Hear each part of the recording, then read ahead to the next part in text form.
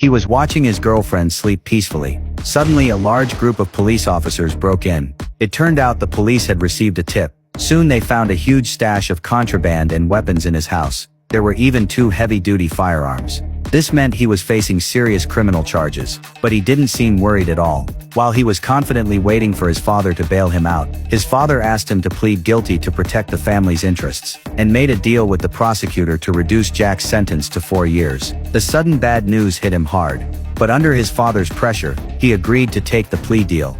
During the trial, he calmly admitted to his crimes, but the judge believed he had the weapons to protect the illegal goods. So he was sentenced to 10 years in prison under the minimum guideline. Only then did he realize both he and his father had been played by the prosecutor. Seeing his youth slipping away behind bars, Jack refused to accept it. So he used his strong leadership skills, and gradually became a leader in the prison. He even started a small business. He rented out magazines to other inmates every day, and made quite a bit of money from it. But all his little schemes were actually being monitored by the police. They didn't expose Jack because they had a special mission planned for him.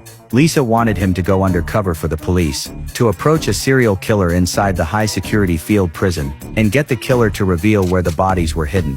If successful, Jack would be released immediately, but that prison held only the worst psychopaths and killers. Jack immediately turned down the mission, so Lisa just gave him the case file, and told him to think about it. But then his mother came to visit and told him his father had suffered a stroke and couldn't visit anymore. If he stayed in prison for the full 10 years, he might never see his father again. That made Jack start to change his mind. Later that night, he opened the file on the serial killer, but what he saw made him break into a cold sweat. This killer had murdered 14 young girls, yet the police couldn't convict him after his arrest, because Paul had a severe personality disorder. Sometimes he seemed slow and harmless. Other times he was terrifyingly violent, as if flipping between idiocy and genius. So far the police had only found 1 body. The other 13 bodies were still missing. Due to these unusual circumstances, the judge believed Paul only confessed under outside influence. If the police couldn't find more bodies before the next trial, and prove Paul was responsible,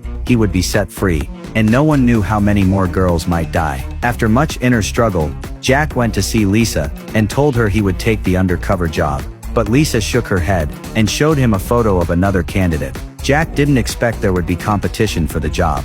The other guy was a boxing coach, strong and friendly looking. He seemed like a better fit for the mission than Jack. Jack suddenly felt the pressure, so he started bragging, which made Lisa annoyed. So Jack switched to honestly talking about his past. His parents had divorced long ago, each of them too busy with their own lives. He grew up in that chaos. After hearing that, Lisa's expression began to soften. She realized Jack and Paul had something in common. Both came from broken homes, which deeply affected their personalities. One became rebellious, the other extremely repressed. So Jack was chosen for the undercover mission. He boarded the plane to field prison. The police created a new identity for him. Only the warden and prison psychologist knew who he really was. Lisa would pose as his girlfriend during the operation. The inmates there were all extremely dangerous. One wrong move and Jack might never leave alive. So he had to stay completely alert. But as he approached the prison, he started getting scared, and wanted to back out. With the police's final reassurance, he made up his mind to take the risk. After entering the prison, the guards gave him a full inspection, then placed him in the cell next to Paul. But an entire day passed, and Jack didn't see Paul at all. All the inmates looked terrifying, so he didn't dare ask around about Paul. He was woken up late at night by noises of fighting in the prison. Then he saw Paul returning to his cell. Paul had just finished his cleaning duty, so the two locked eyes through the bars. The real confrontation had officially begun. The next day Jack tried to talk to Paul, but Paul was cold and ignored him completely. At mealtime he tried again to speak to Paul. Still no response. But then Jack's father suddenly came to visit. He wanted to use his police status to get Jack's special treatment from the guards. But this revealed Jack's undercover status.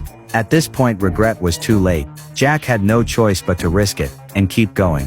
The guard promised to keep it secret on the surface. But soon he approached Jack again.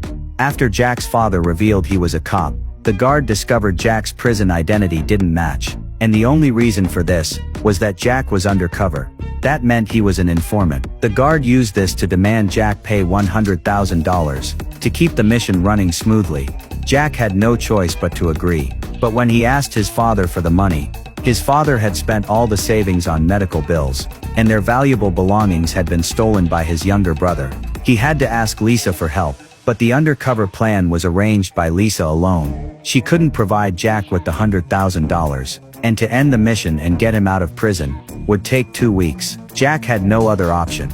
He had to risk his life and continue the mission, to quickly get Paul to reveal where the bodies were buried, and save himself.